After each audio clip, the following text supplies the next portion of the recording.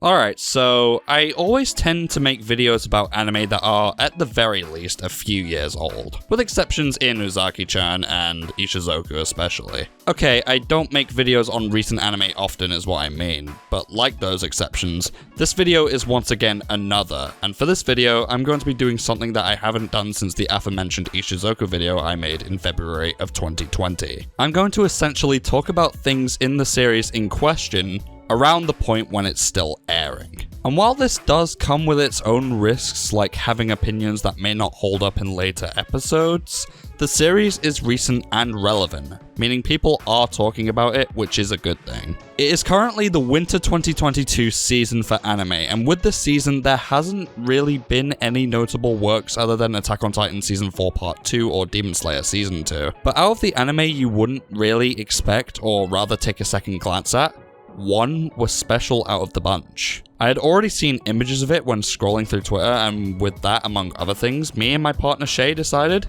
why the heck not, let's watch it. But little did I know that I would be watching a cute story about two individuals with similar tastes, fun interactions, and a lovely companionship to boot. About cosplaying as characters, self-encouragement for the both of them, and putting energy into your passion to prove that your interests are meaningful and nothing to be ashamed of. This, what I'm describing, is the story that is My Dress Up Darling.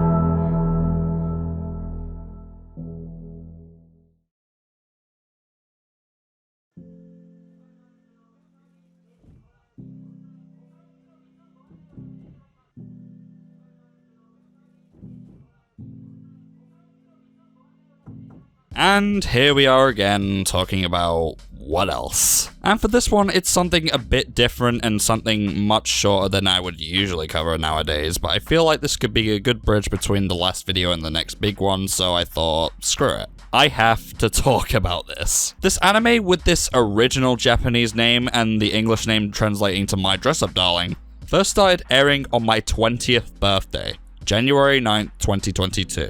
And is available on Crunchyroll for all of you to watch. Or, you know, you can always just use a third-party site because, you know, who are we to judge? The anime was created by Cloverworks, which, you know, gives me a whole lot of trust in them from last time I watched something from them. Though Cloverworks shouldn't really be passed off as a studio that has just created either flawed works or outrageously bad adaptations, considering how last year went with that. We should instead focus on their accomplishments, because they can do a great job on an anime given the right conditions, especially if it's an adaptation of something or even in some cases original works. Those can be done pretty well too. Anyways, this winter 2022 anime has already been regarded as one of the best of this anime season, and for good reason too, which we will get into in a bit. But how exactly did this come along? Well, on Twitter it has mostly been the subject of conversation due to one of the characters in the anime, known as Marin Kitagawa. And for many reasons, most might consider the anime itself to be horny bait for people from an outside perspective because of the way My Dress Up Darling tackles the whole cosplay aspect, and how they portray Marin as a character, which we'll get onto later. But as we know already, outside perspectives aren't taken into consideration here. All we care about is the analysis of the series in question, by watching the series in question and taking in what it has to offer. In fact, I have a second person who is with me here, who can also talk about My Dress Up Darling and talk about what it means specifically to them. So I say, come forth, introduce yourself. Okay, so I guess it's my cue. My name is Shay, but some of you may know me as Kaida or Milkshake. You'll probably have seen me around Lee Sin's timeline here and there, as I am his girlfriend. I'm also an artist, and I have dabbled here and there in voice acting and occasional reviews on my Twitter about various stories and shows. Doing a video like this, though, is super new to me, so please bear with me. For me, My Dress Up Darling came about unexpectedly as a pleasant surprise one day, when I noticed it gathering a lot of attention on my timeline. I didn't think very much of it at the time because, on a very shallow surface level, it just comes across as another anime, like teasing Master Takagi-san or Nagatoro. Not necessarily shows I would hate, but not shows I would go out of my way to watch. But then I started to notice something about our main female character, Marin. In all of the art that I'd seen of her, Her eyes seemed to captivate me, and that was enough to get me to look into the series a little more. The reason it was her eyes so specifically isn't something I'm entirely sure on, but it's probably because of how they look and how they were carefully designed with a certain aesthetic in mind, and therefore there was more substance behind her expressions. She also reminded me in a weird way of 02 from Darling in the Franxx, which I know is going to sound super weird, until I found out that both anime were made by Cloverworks, in which case it made a lot of sense to me. But what I mean by she reminded me of 02 is that I felt like just her eyes and her smile. I felt as though she was going to be bursting with energy and maybe a cheeky, playful side, and for me I was hooked on that alone. I found myself in love with whatever art I saw of her and of the show, as art is a huge love of mine and I get so much joy out of seeing different people's art styles. Another thing I started to notice was the community's response to the show, in that they pretty much believed the misconception I initially had with the show, a lot of them thinking it was just some sexually driven fan service with no actual substantial meaning behind it. And this is where those people are wrong. I mean, I guess it depends on how they perceive so much fan service as being too much, but in any case, in order to really grasp My Dress Up Darling, you would need to watch the anime. And watch the anime we did.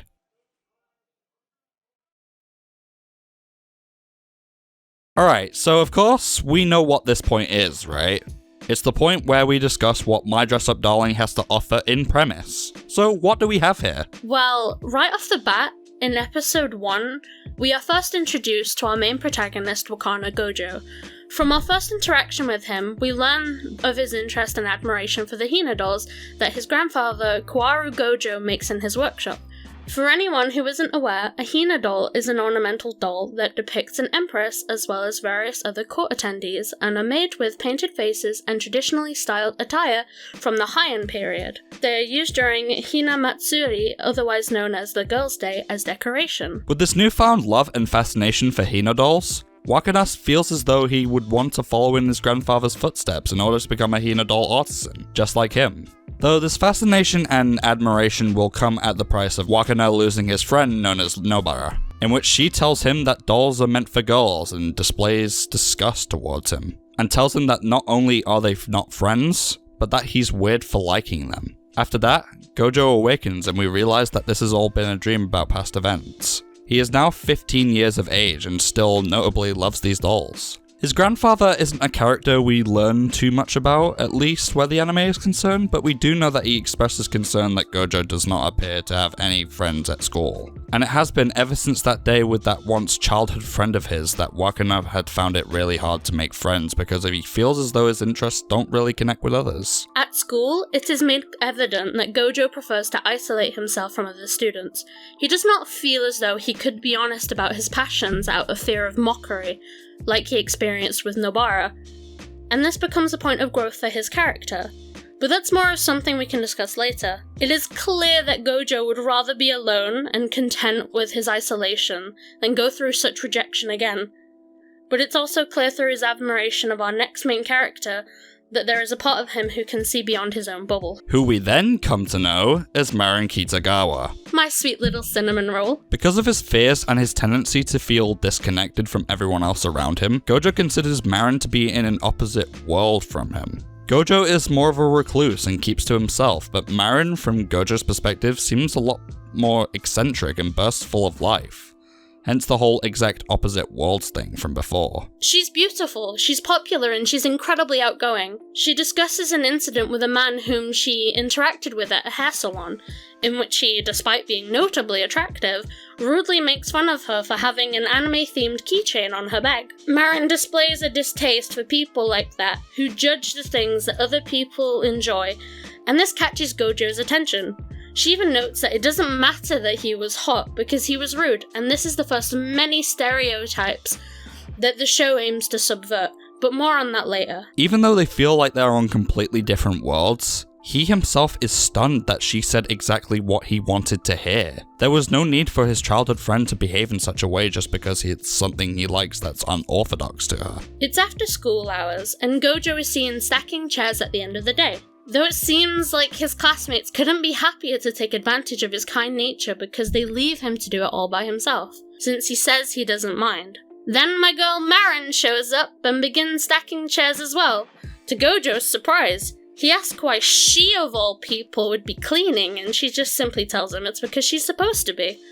Ironically, going against Gojo's preconceived idea that a popular girl wouldn't be seen dead cleaning.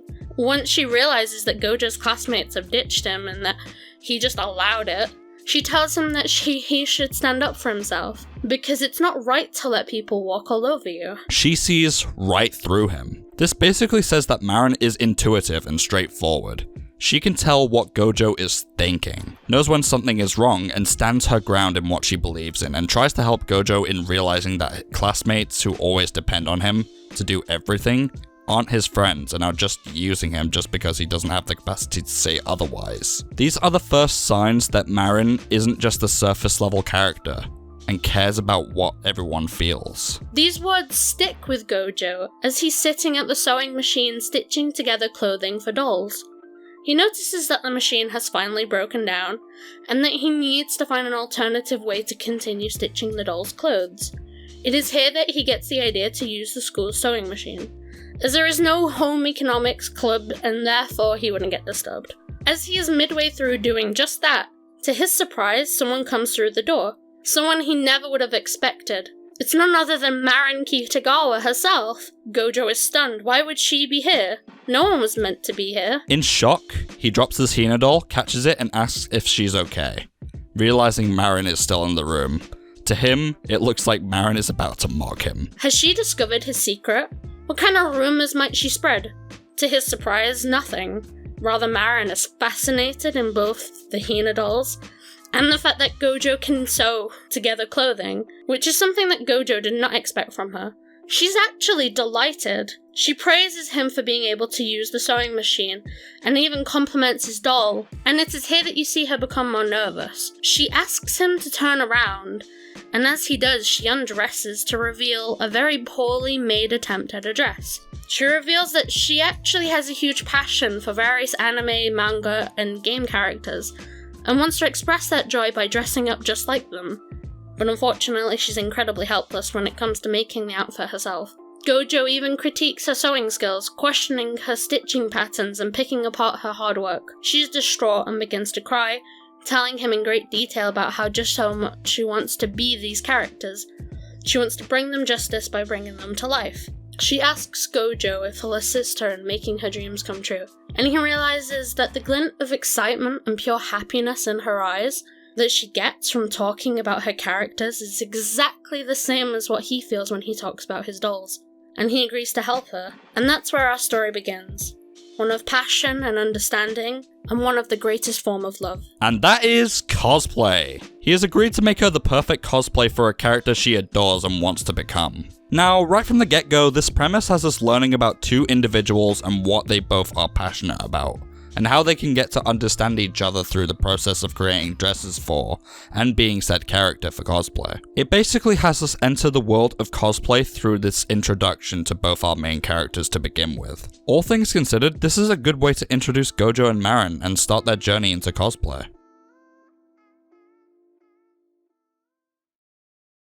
And speaking of our characters, we would like to take a moment to really shine a light on what we personally feel when we look at these characters. And for the sake of this video, we'll be talking about the main four that we see in My Dress Up Darling up until the current episode. So this includes the aforementioned Gojo and Marin, but also the sisters we see on later in the anime, Sajuna and Shinju. Now, considering that Marin is our star gal, it would only make sense to start with her, so Shay, care to do the honors? The first thing that stood out to me about Marin was definitely her eyes. For me, they were what distinguished her from characters like Mai from Rascal Does Not Dream of Bunny Senpai. The reason for this isn't one that I can explicitly explain, but the thing is that there are some anime that exists, like the former, that look like they're going to be focused way too much on fan service, but actually turn out to be completely wholesome. Bunny Senpai looks like it's going to be about an attractive girl in a bunny costume, and I won't lie, I did decide to watch it for that reason. But oftentimes a pretty face and a low-cut outfit can shape an audience's impression of a series even before they give it a chance. Some may have even felt that way about Bunny Senpai, and some, including myself, may have thought that about Dress Up Darling. You think, oh no, not another one. And I thought that too. until I kept seeing her eyes. To me, they were beautifully drawn, and it was clear the artist wanted them to stand out. Something instinctive in me told me that the anime was worth a shot based on that alone. The intricacy of her eyelashes and the way that her cheeks glowed gave me hope for something beyond just her initial sex appeal. She was definitely quirky with her pink dip-dyed hair and her long acrylic nails, something that I wouldn't normally take into account as important as other character details. In terms of her personality though, I think she's the type to light up a room, and I think she's enthusiastic about everything. Whether it's something trivial like going clothes shopping, or something she's never considered before like the lighting she uses for her photo shoots. She's totally a breath of fresh air, and I find myself hanging on her every word or action. The way she interacts with Gojo is so endearing, and the way she interacts with other cosplayers is so sweet. There's no need for her to just follow the standard trope of her just automatically being jealous of other girls interacting with Gojo. And it's nice to see that she just wants to see everyone succeed in doing what brings them the most joy. She can be a bit of an airhead at times, like when she claims she knows how to cook, but then it's revealed she actually just lives off of stuff that's easy to cook and resembles that of junk food. But she never tries to be anyone but herself, and that's what I love about her. Oh, sorry, I meant to say that's what I love about her. So that means it's my turn to talk about Wakana then. So Wakana Gojo to me, in terms of physical appearance, looks to be your average male high school student, albeit a bit tall if anything. He's slender, and when it comes to facial features, he has a beauty spot under his right eye. Other than that, there's no real defining features of Gojo in terms of accessories at least, but aside from his school attire, his natural attire is something a bit more traditional whenever he's working on Hina dolls, just like his grandfather. And from time to time, you'll see Gojo put on a headband, and when this is shown in scenes, it is used to signify that he is serious about his craft. In my opinion, and like Gojo has said before, he sees himself as an opposite to Marin, and this is reflected in living spaces. Where Marin's is cluttered with stuff, Gojo doesn't have anything eccentric. Personality-wise, and just like previously mentioned with being opposite to Marin, Gojo doesn't really seem very outgoing. And we know this all too well because of the premise of the anime. He keeps himself to himself, and doesn't feel like he should be able to interact with others because of how others might feel about his interests. I can understand this sort of personality, though I feel as though Marin is the one who is able to help him out and bring him out of his shell. Because before the scene in that home economics room, all Gojo seemed to be invested in were the dolls. But after, he realizes that Marin's own passion for cosplay to him is like that of his dolls. They're one and the same. He's willing to explore and figure out and experience new things with Marin by his side. My initial impression towards Gojo is that he's sort of a relatable kind of character where people have been criticized for liking things that may seem unorthodox for a character such as himself. Gojo is a prime example of someone who had received harsh comments for this sort of thing in the past. I felt bad for Gojo, because liking something that someone wouldn't expect them to at a first glance wouldn't make it something that's disgusting or frowned upon in general. Rather something niche or something interesting. And the fact that a character such as Nobara has to show the negative side emphasizes that in the past and even now, showing consideration for or liking unusual things can result in it being frowned upon across a certain set of people. Heck, I have to deal with it. Being frowned upon for trying out things such as vegan food or black coffee with no sugar just because I want to at least give it a chance and go against the established norm, it's something I can't understand personally. But I can understand at the very least that the interaction with Nobara hurt Gojo. It was something he liked, but he got shamed for it. And this gives us a reason to root for Gojo and make him feel as though his efforts and his love for Hina dolls aren't weird, but niche and interesting. I love his dedication to his work and his drive to get better. And you could all vouch that you want to see him get better, with Marin's advice included, and the assistance given by other characters. And this will lead on to talking about the Inui sisters, starting with the one introduced to us on episode 8, Shinju Inui. Shinju, despite how she might appear, is the younger sister of Sajino, and comes across when we meet her as extremely shy. While she's probably the character we see the least of, she leaves a pretty good impression for what we do see of her. Shinju has a deep love of all things relating to cameras and photography, but more specifically when it comes to photographing her older sister. It's pretty clear that she idolizes her big sister, and even takes it as far as to be the one to make her sister go viral by setting up her social media account. She loves her sister and wants the whole world to admire her just as much as she does. And it's absolutely precious. Shinju is an incredible young girl with lots of potential, and despite being the youngest character, it is her who Marin probably learns the most from. About what light flatters her skin, and about how the direction of the light can impact the tone and quality of a photo. She's tall and has a large chest for her age, so it's easy to see why her sister later on expresses jealousy towards the figure she has. But up until this point, it is actually Shinju who believes that she's the one unworthy of dipping her toe in Sajuna's world, so to speak. As we learn that despite her timid nature, Shinju herself has had her own fantasies of doing her own cosplay, but refrains from doing it so as to not potentially belittle the thing her sister loves so much. However, Gojo reveals to her that cosplaying isn't something that requires a certain budget for, or certain body types to pull off, and decides he's gonna help her be a part of that world too. This specifically is incredibly relatable for me personally, because I've had my own experiences with feeling like I couldn't cosplay out of shame, that it would look silly or inaccurate due to not having the correct type of body.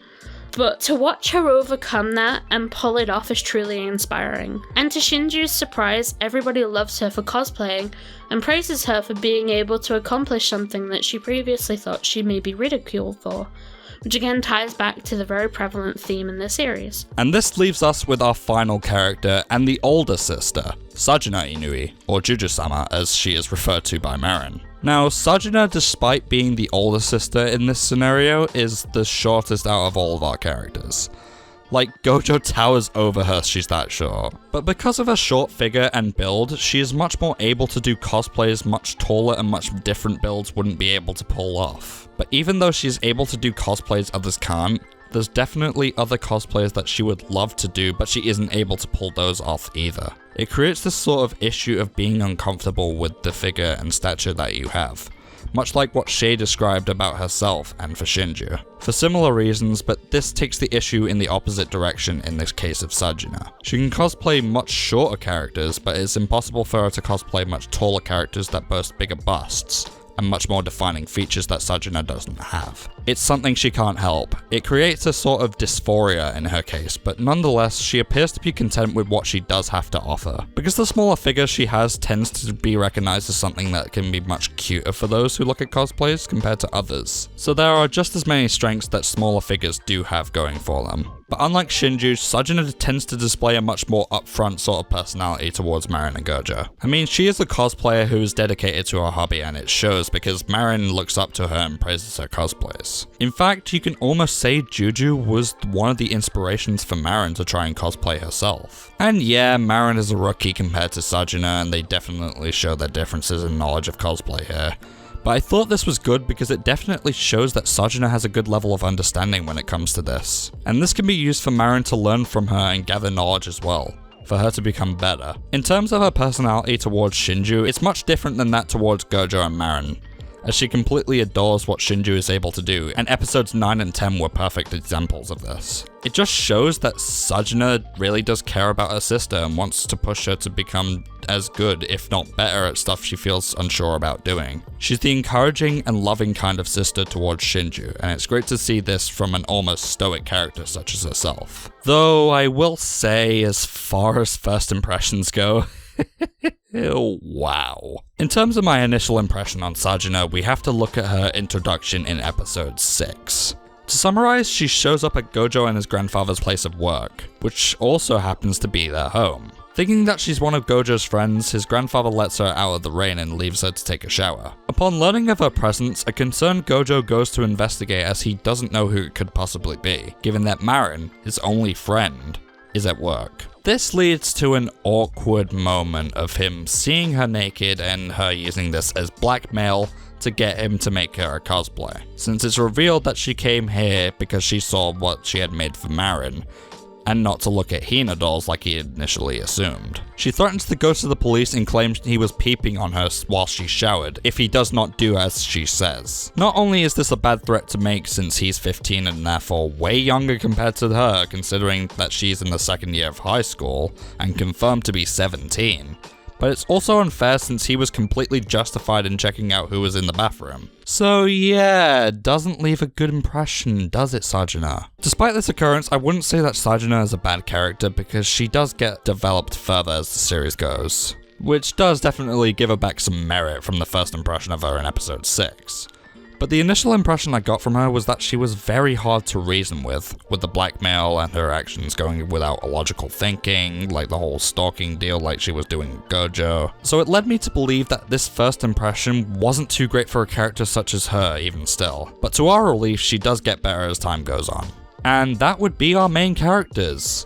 Of course, there's side characters such as Wakana's grandfather, Marin's friend, etc. However, there isn't necessarily much to say about these characters. The grandfather was the entire reason why Gojo loves Hina dolls, considering he has run the workplace, and Gojo has lived with his grandfather for the majority of his life. And Marin's friends are more so background characters, if anything. Though I feel like this should be intended. We don't really need to know about them if we don't have to. We just need to focus on the characters that really matter and push the anime forward, which in this case is understandable.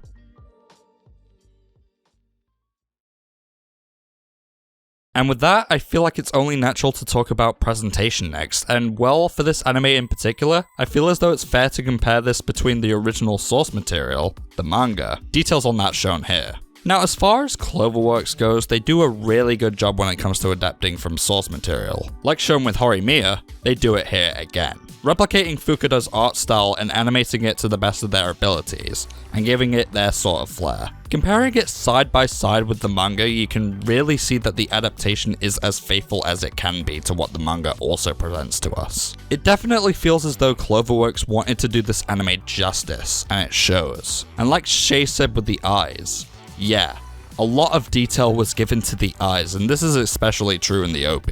Though as far as things to say go, there isn't too much to extensively talk about presentation-wise, but that's okay considering what My Dress Up Darling does is excellent in its own right, especially when they try to attempt different art styles from the original, like shown in a few episodes of the anime, and in the AD more notably. In terms of music and a soundtrack, in the case of My Dress Up Darling, the main focus here is the OP and ED. Any background music throughout the show is mainly here to highlight the tones of a scene, and there's not really much to be said about it. But let's start with the OP though. It opens up with Marin's eyes shut alongside an elongated high note, and then as her eyes open, we are immediately treated to the beautiful vocals of Spira Spica, a J-pop rock band known for their song Start Drive, which was used as one of the OPs to a series called Gundam Build Divers. The group has existed since 2013, and was previously known by the name Snowman. We then see a shot teasing all of the potential cosplays we're gonna maybe get to see Gojo make for Marin,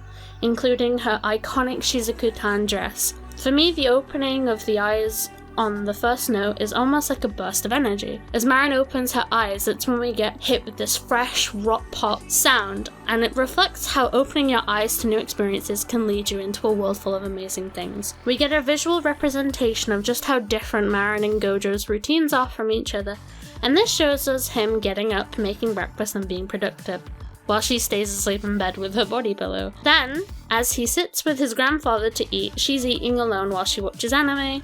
We also see Gojo walking to school alone while she walks with her friends. I think getting to see how the both of them live is important to establish that whilst Gojo has a good relationship with his family via his grandfather, and she doesn't really have that since her father is always working, at the same time she's surrounded by friends whilst he's not. It's not exactly something the show spends too much time bringing attention to, and whilst we are aware of it, the light-hearted nature of the show means that we don't tend to go there. The individual acts of Marin zipping up her dress, clipping back her hair, and opening her eyes to reveal contact lenses is punctuated by the music, and it makes for a very nice audio-visual experience. As it transitions into Gojo getting spun around by her, another well-made sequence too, because with each spin she is seen in a different outfit, and it flows so well with the upbeat vibe of the music. This serves as a good way to show us Gojo's individual reactions to each cosplay. Blushing, closing his eyes because he's unable to look, and generally just smiling back at Marin. Now, as far as the ED, there isn't much to go into, but it also continues the upbeat jovial vibe. This time the artist is Akari Akase, who is not only a J-pop singer, but she's actually an actress and, funnily enough, a cosplayer. In fact, upon looking up information about her, I learned that not only is she a year younger than myself, but her birthday is actually the day before mine, which is very cool. Totally not in love with her now or anything.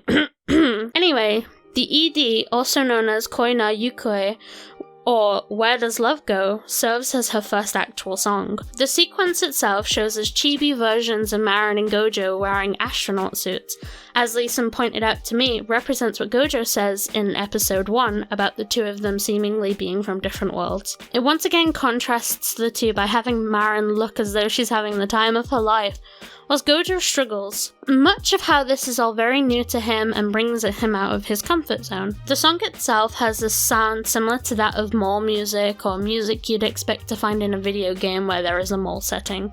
For me personally, the song is reminiscent of music used in the tile-matching dating sim Honey Pop, a game in which you go on dates with various women by essentially playing Candy Crush, which is an interesting coincidence considering that the character Shizuku-tan, who Marin wants to cosplay as, is actually from an eroge video game. The primary colours used for the visuals of the CD include white, pink, and blue, in cute pastel shades. Everything about the sequence feels very influenced by pop art and ties in with the gender-central theme of the anime, that being that hobbies and interests aren't determined by gender, much like how Gojo likes dolls and Marin is comfortable enough to display interest in lewd content, these being two things that some might expect to be enjoyed by the opposite genders respectively. Honestly, for this anime, I find both the OP and the ED incredibly charming, but I think that just about covers both.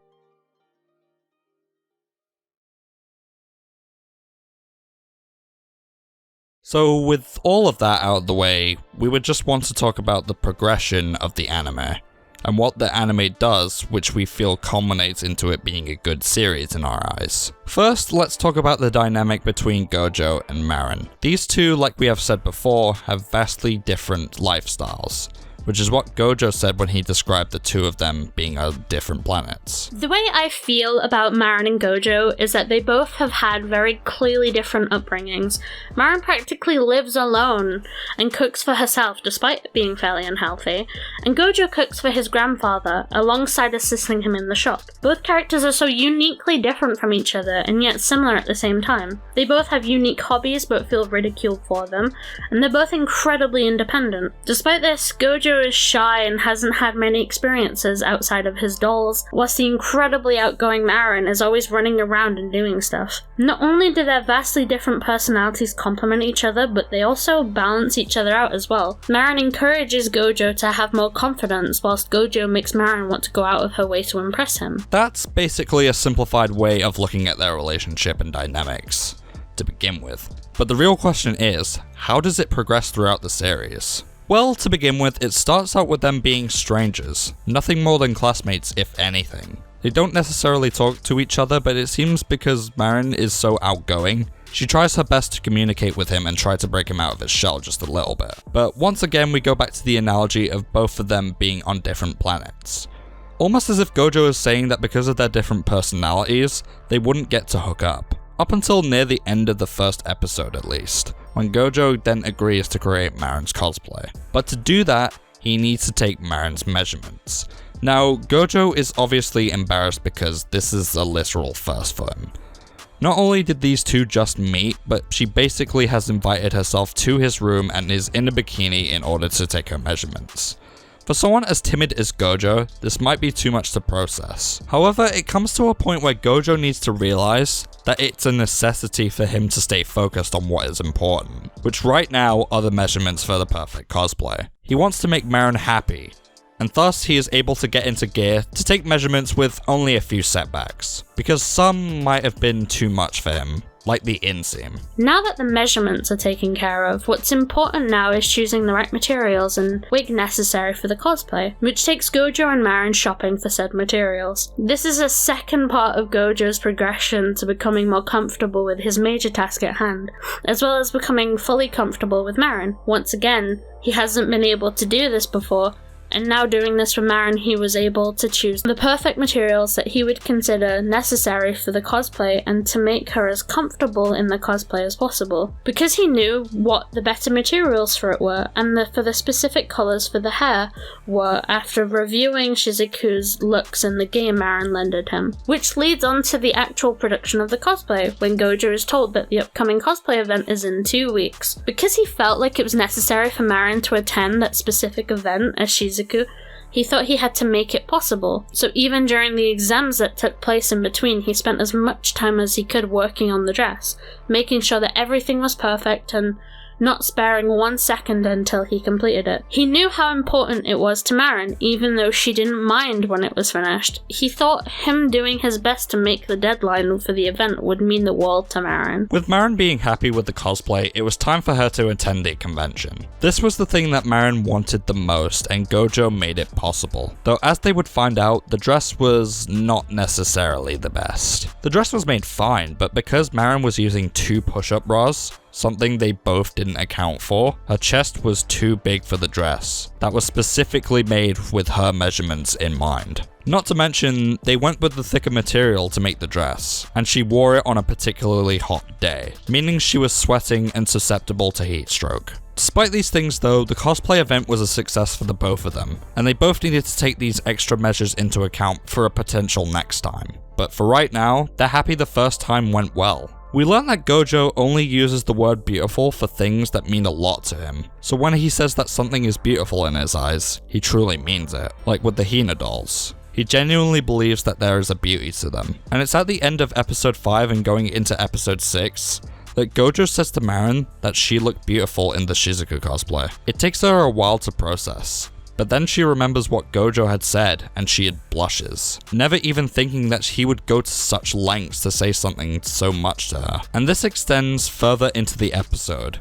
When she and Gojo are cleaning up this cosplay and she turns to look at him, she ends up getting all flustered and blushes. At this point, she starts to have thoughts about her being in love with Gojo, and is starting to be infatuated with the idea that she's in love with him. Or as she puts it, in love with him.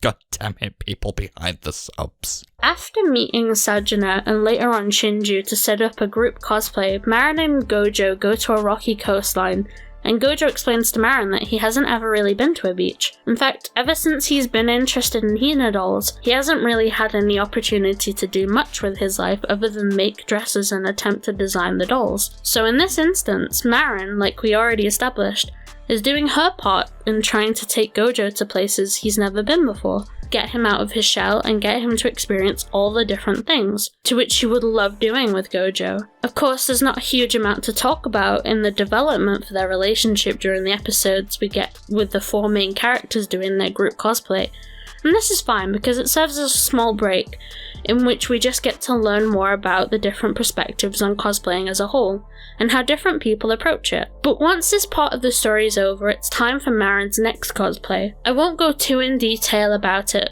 but it is here that we learn that despite how close Marin and Gojo have become, he still finds himself flustered at the thought of her wearing something that displays so much skin. He's fine with making it for her, but he cannot allow himself to see her in it, which she understands, but still teases him by asking if he wants her to send him a photo of her wearing it. This then leads us on to our second to last episode, one that I'm choosing not to provide too many details for a couple of reasons. The first being that the show is incredibly new, so we want to keep this as spoiler-free as possible. And the second is that the episode itself was very different from the rest of the show because unlike the episodes that came before it, in which they were fairly tame, this episode contains some more adult themes. It starts off with Marin wanting to do her next cosplay.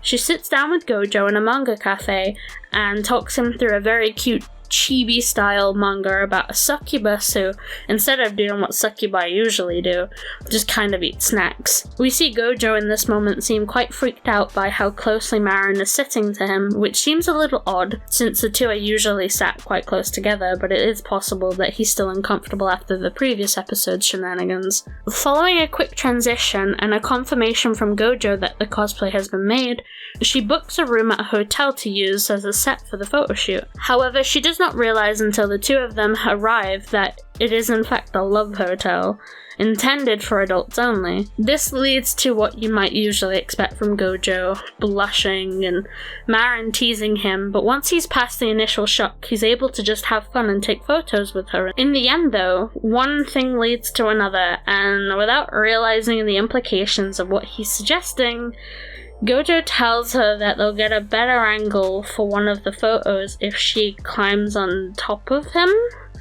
I don't really need to spell it out what might potentially happen next, but what I will say is that sometimes a creator of a show or a movie or any type of media makes a decision about what to do with its characters.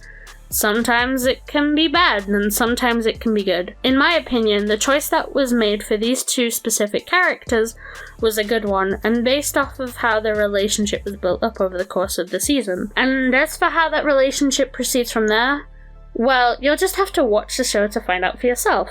Anyone that does wish to hear mine or Leeson's thoughts on the episode is obviously free to reach out to us on Discord or Twitter. Essentially, what this means is that My Dress Up Darling tends to rely on its character developments for our main characters and their progression throughout the story. Nothing needs to be heavily nuanced, nothing needs to be too shallow either. Like most slice-of-life romance-type anime, all it needs are these characters, their progression, and character development, as well as great theming with wanting to follow and embrace what they're passionate about, giving you a reason to feel something for our characters, root for them and cheer them on, to make it something truly special.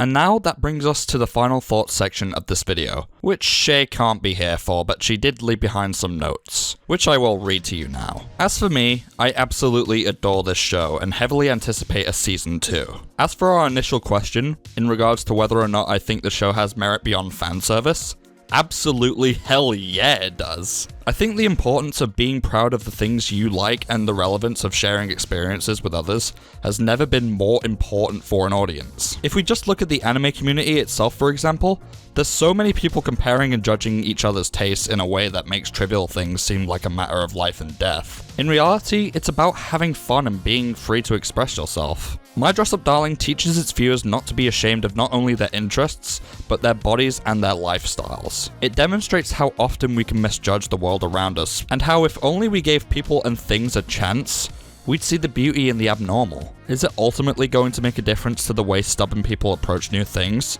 Probably not. But for those open to giving things a chance, it will broaden their horizons and warm their hearts to watch these two characters on their journey towards better understanding one another. And you know, I absolutely agree with her. And this feels like a true love letter to this piece of media.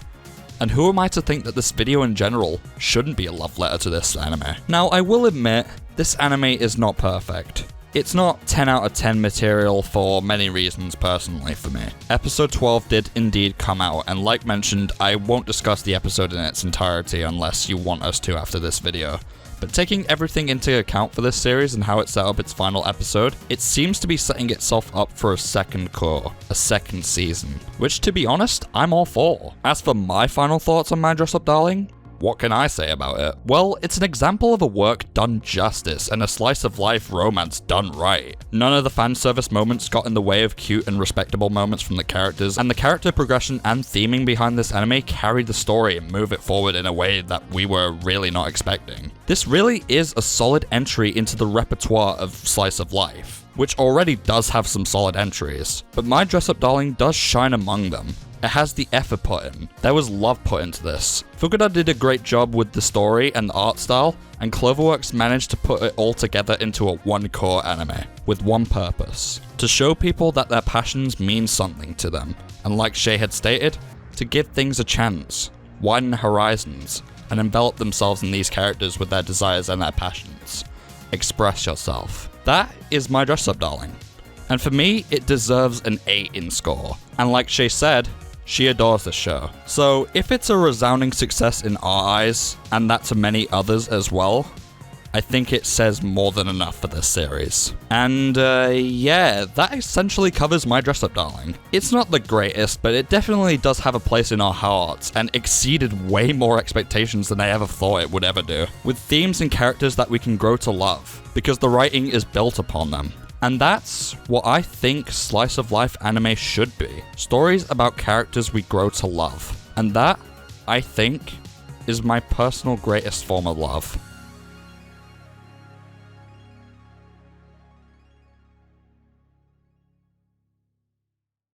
But I think I've done enough singing praises for anime just now.